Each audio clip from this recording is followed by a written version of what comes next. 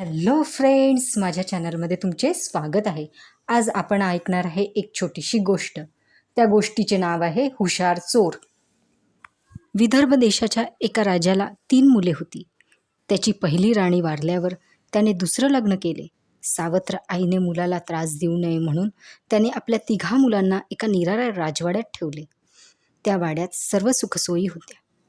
काही दिवसांनी दुसऱ्या राणीला मुलगा झाला. तिला वाटू लागले की तिच्या सवतीची मुले जिवंत असेपर्यंत तिच्या मुलाला राज्य मिळणे शक्य नाही. तिने ही गोष्ट आपल्या एका दासीला सांगितली. ती दासी स्वभावाने मंत्रेसारखी दुष्ट व कुटील बुद्धीची होती. दासी म्हणाली, मी एक उपाय सांगते. तू 3 केव्हा तरी बोलावून सोंगट्या खेळायला सांग. त्यात जो हारेल त्याने ऋतुपर्ण राजाकडून 3 घोडे आणून द्यावेत. माझ्याजवळ जादूचे फासे आहेत. तुझा मुलगा डाव जिंकणार हे निश्चित. ऋतुपर्ण राजाकडे जाऊन घोडे आणणे म्हणजे मृत्यूच्या मुखातून परत येणे आहे. कारण राजा मागून घोडे देणार नाही आणि घोडे चोरी करून आणण्याचा प्रयत्न केल्यास राजा जिवंत सोडणार नाही.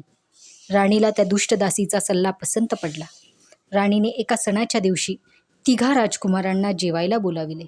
जेवण उरकल्यावर सर्व सोंगट्या खेळायला बसले.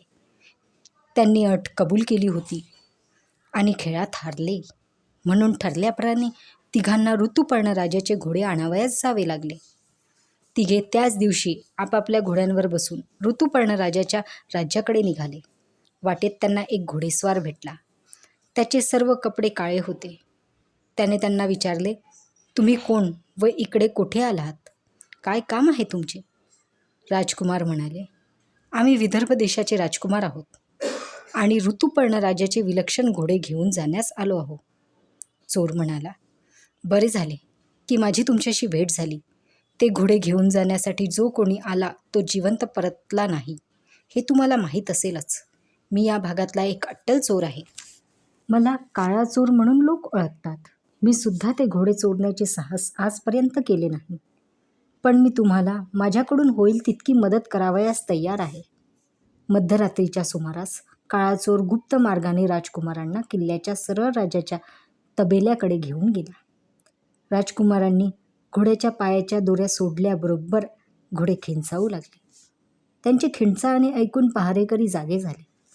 त्यांनी राजकुमार व काळ्या चोराला घेरले आणि त्यांच्या मुसक्या बांधून राजासमोर नेऊन हजर केले. आपल्या घोड्यांना चोरून नेणाऱ्यांना शिक्षा देण्यासाठी राजाने एक मोठी कढई तयार केली होती. त्या कढईत उकळत्या तेलात गुन्हेगाराला बुचकाळून काढण्याची शिक्षा राजा देत असे. राजाने काळ्या चोराला विचारले, तुझ्या नादी लागून कशाला या बिचाऱ्यांनी स्वतःचे संकट ओढावून घेतले? यांना मी काय शिक्षा देणार आहे तुला माहीत आहे का? ती पहा कढई आणि त्यात तापत असलेले तेल. राजाने विचारले, सर्वात धाकट्याचे मरण किती जवळ येऊन ठेपले आहे माहीत आहे ना तुला? चोर म्हणाला, महाराज, पण माझे मरण यापेक्षा अधिक जवळ आले असूनही मी त्या संकटातून सुटलो होतो. राजा म्हणाला, तू म्हणतोस ते खरे निघाले तर मी याला मुक्त करील.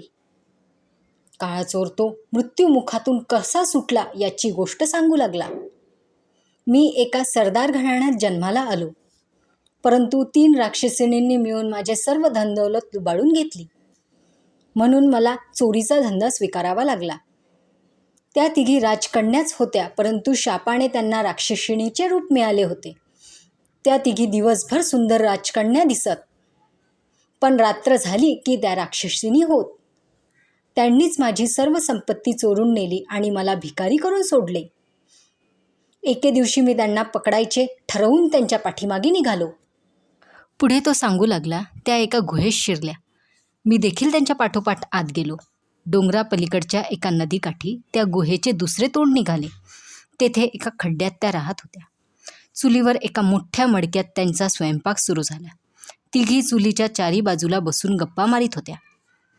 त्यांच्या गप्पा ऐन रंगात आल्यावर मी एक मोठी धोंड उचलली आणि मडक्याला मारली. मडके फुटले आणि त्या 3घींचे अंग भाजले. त्यांनी मला पाहिले व धरायला धावल्या. मी पळालो, पण त्यांच्या हातून सुटका मिळणे अशक्य झाल्यावर एका झाडावर चढलो. एका राक्षसीने लगेच दुसरीला दोन्ही हातांनी धरून उचलले. त्याबरोबर तिचे कुऱ्हाडीत रूपांतर झाले. हे सगळे राजदरबारात मोठ्या तल्लीनतेने ऐकत होते. तेवढ्यात तो पुढे सांगू लागला. तिसरी एक कुत्रे होऊन खाली पडल्याबरोबर मला फाडून खाण्यासाठी झाडाखाली लपून बसली. पहिल्या राक्षसिनीने कुऱ्हाडीचे झाड तोडायला सुरुवात केली. 2 घावात अर्धे अधिक झाड कापले. तिसरा घाव मारण्यासाठी हात उचलल्याबरोबर कोंबडा आरवला. लगेच तिघींना राजकन्येचे रूप मिळाले आणि त्या आपापल्या वाड्यात परत गेल्या.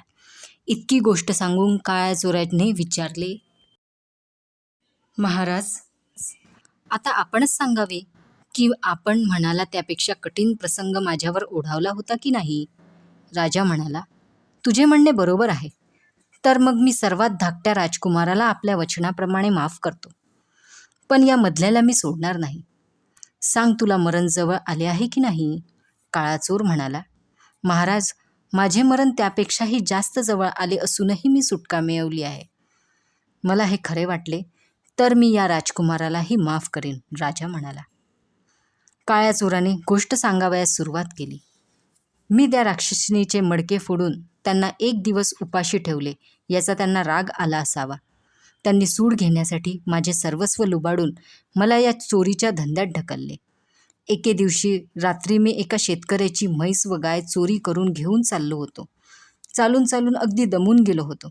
थोडासा विसावा घेण्यासाठी एका झुडपाखाली जाऊन बसलो. म्हशीला व गाईला झाडाला बांधून ठेवले. थोड्या वेळाने पाहतो तो 8-10 वाघ पळत येत असलेले मला दिसले. त्यांना म्हशीचा व गाईचा वास आला असावा. त्यांना पाहताच मी झाडावर चढून बसलो. वाघांची मेजवानी सुरू झाली. मी चोरून आणलेला माल अशा तऱ्हेने फस्त होऊन गेला. मी तोंडातून एक शब्द देखील काढला नाही. पुढे तो सांगू लागला, सर्व अंग थरथर कापत होते. त्यांना माझा वास देखील आला की काय कोणास ठाऊक. त्यांनी वर पाहिले आणि वर चढून येण्याचा विचार करू लागले. त्यांनी झाडाच्या बुंध्याला आपली नखे पुसून साफ केली.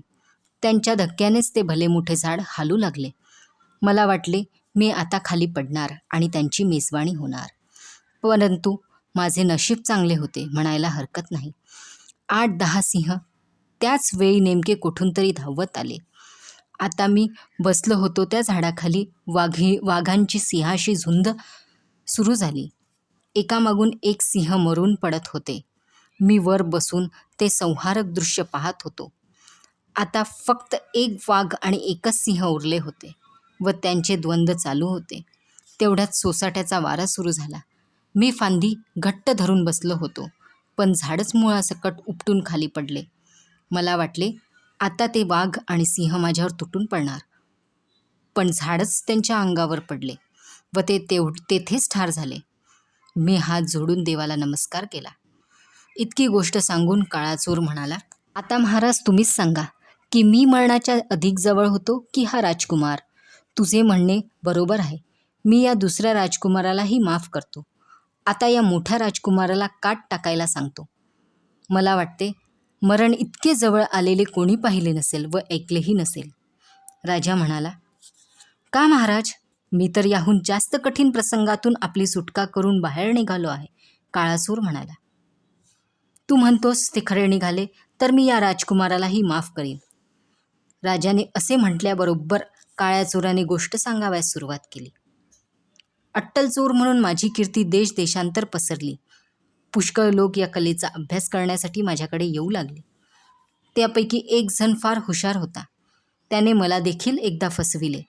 मी ज्या भागात चोरी करीत असे त्या भागात एक राक्षस असे. तो घरफोडी व खून हेच धंदे करीत असे. त्याने पुष्कळ सोने व चांदी चोरी करून एका विहिरीत जमा केली होती. खरे पाहता तो त्याच विहिरीत राहत असे.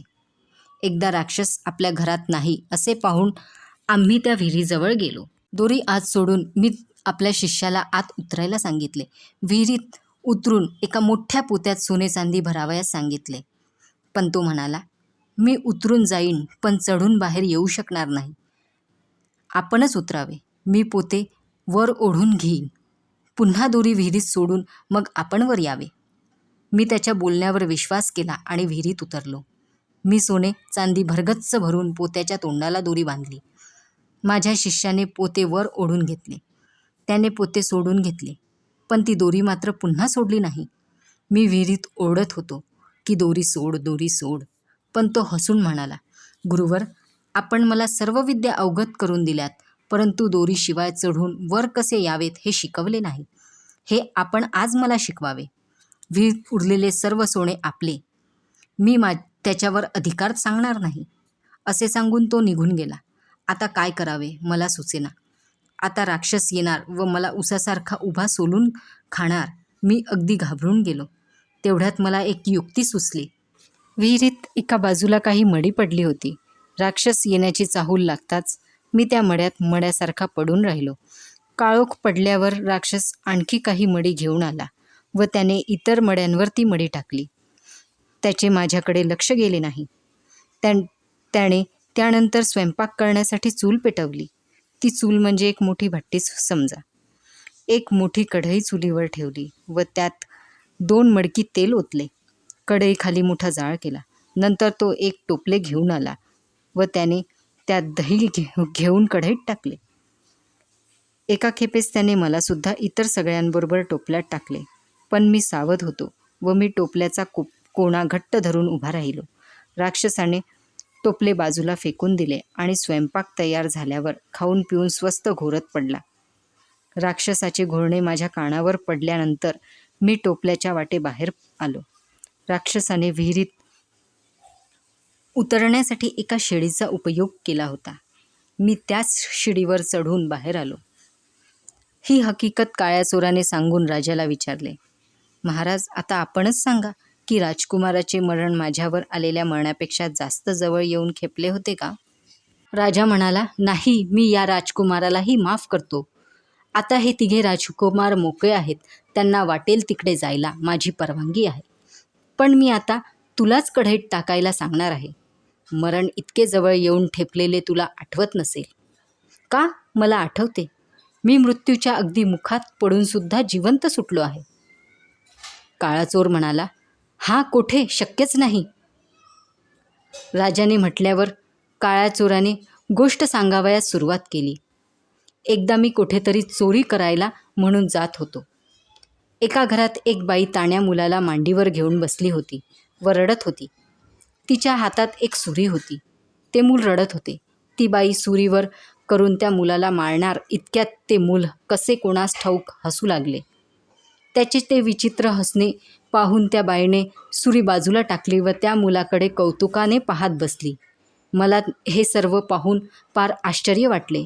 मी तिला विचारले, बाई, तुम्ही कोण आणि हा मुलगा कोणाचा? या मुलाला मारायला सुरी उगारली काय आणि ती दूर टाकून त्याला कुरवाळू लागले काय? बाबा रे, मी एक दुर्दैवी बाई आहे. मी आपल्या वडिलांबरोबर एका जंगलात गेले होते. तेथून मला एका राक्षसाने पळवून आणले आणि येथे आणून टाकले. थोड्या वेळाने आणखी 2 राक्षस आले. तेव्हा मला कळले की 3 राक्षस येथे राहतात. त्यांनी त्यांच्याशी लग्न करून घेण्यासाठी मला फार आग्रह केला, पण मी ऐकले नाही. म्हणून ते मला एखाद्या मोलकरणीसारखे राबवून घेत आहेत. त्यांनी या मुलाला सकाळी कुठून तरी धरून आणले आणि म्हणाले, याला शिजवून तयार ठेव. मी याला चिरून शिजवून ठेवले नाही तर मला मरावे लागेल आज. तुला भिण्याचे कारण नाही. मी तुझ्या पाठीशी उभा आहे. मी तिला धीर दिला आणि म्हणालो, या मुलाला मारू नकोस. मी त्या राक्षसाचा अंत करून तुला आणि या मुलाला वाचवीन. नंतर मी तिला एक डुक्कर आणून दिले आणि तिला त्या मुलाऐवजी डुक्कर शिजवून ठेवायला सांगितले.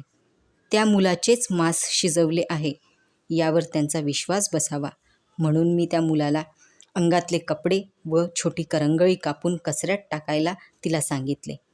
ती सांगितल्याप्रमाणे तिने सर्व केल्यानंतर तिघे राक्षस आले. तिघांनीही डुकराचे मांस मिटक्या मारून खाल्ले, परंतु त्याची भूक भागली नाही. एक राक्षस स्वयंपाकघरात काही खायला मिळेल तर पाहावे म्हणून आला. त्याने मला पाहिले व खांद्यावर टाकून बाहेर निघाला. पण मी मोठ्या चतुराईने त्याला सुरी भुसकून मारले. तो तेथेच गार झाला. तो बराच वेळ बाहेर न आलेला पाहून दुसरा राक्षस स्वयंपाकघरात आला. त्याने आपल्या एका साथ्याला मरून पडलेले पाहिले व मला धरून खांद्यावर टाकले. मी त्यालासुद्धा सुरी भोसकून ठार केले. दोघे राक्षस परत न आलेले पाहून तिसरा राक्षस आपली गदा घेऊन स्वयंपाकघरात आला. त्याने मला पाहिले, पण मला धरण्याचा प्रयत्न केला नाही. त्याने आपल्या गदेचा प्रहार माझ्यावर केला, पण मी उडी मारून दूर पळून गेलो आणि त्याचा वार चुकविला. त्याची गदा जमिनीवर आदळली आणि जमिनीत जाऊन रुतून बसली. त्याने गदा बाहेर काढण्यासाठी दोन्ही हाताचा जोर लावला. मी ती संधी साधून त्याच्या छातीत सुरी भोसकली व त्याचा शेवट करून टाकला. तीनही राक्षसांचा असा प्रकारे शेवट झाल्यामुळे माझा जीव तर वाचलाच, ती बाई व मूल पण वाचले. एवढी गोष्ट सांगून काळा चोर म्हणाला, महाराज, आता आपणच सांगा की त्या दिवशी माझा मृत्यू जास्त जवळ येऊन ठेपला होता की आज? राजा म्हणाला, त्या दिवशीच. ज्या मुलाला वाचविलेस तो मीच. ही पहा माझी करंगळी, अर्धी कापलेली आहे. इतके सांगून ऋतुपर्णा राजा उठला आणि काळ्या चोराला छातीशी धरून म्हणाला, माझ्या हातून केवढे मोठे पाप घडत होते. मी आपल्या प्राणदाताचाच वध करणार होतो. देवाने वाचविले म्हणून हे पाप माझ्या हातून घडले नाही. माझ्या वडिलांनी तुझा शोध काढण्याचा पुष्कळ प्रयत्न केला. तू कोठे का सापडला नाहीस? देव तारी त्याला कोण मारी हेच खरे. नाहीतर याचा जीव कसा वाचला असता आणि तुझा जीव तरी कसा वाचला असता. बरे, तर आता माझे हे अर्धे राज्य आजपासून तुझे झाले. तू चोरीचा धंदा सोडून दे. या राजकुमारांना मदत करण्यासाठी तू स्वतःचा जीव धोक्यात घातलास. याबद्दल बक्षीस म्हणून मी आपले 3 घोडे त्यांना भेट करतो. असे सांगून ऋतुपर्ण राजाने सर्वांना निरोप दिला. 3 मुले ऋतुपर्ण राजाचे घोडे घेऊन आलेले पाहून सावत्र आईला आश्चर्य वाटले. तिला प्रथम खरेच वाटले नाही, परंतु तिने विचार केला, माझ्या मुलाला राज्य मिळालेले नाही तरी हरकत नाही, पण त्याला हे सुंदर घोडे तर मिळाले. असा विचार करून तिने आपल्या मनाची समजूत काढली. माई, तुझ्या सांगण्याप्रमाणे घोडे आणून दाखविले आहेत. हे बघ घोडे, आता हे राज्य आमचे झाले. असे राजकुमारांनी म्हटल्यावर राणीने राज्य देण्याचे कबूल केले. राजकुमारांनी घोड्याचे लगाम काढून घेतल्याबरोबर घोडे पळून गेले. तुम्ही मला घोडे दिले नाहीत, ही फसवणूक चालायची नाही, सावत्राई ओरडली. घोडे आणण्याची अट होती, तुला द्यावयाची अट नव्हती. तू तसं आम्हाला सांगितले नव्हतेस, राजकुमार म्हणाले. राणी निरुत्तर झाली. तिच्या दासीने तिची समजूत घालण्याची पुष्कळ प्रयत्न केला, पण ती काही समजली नाही.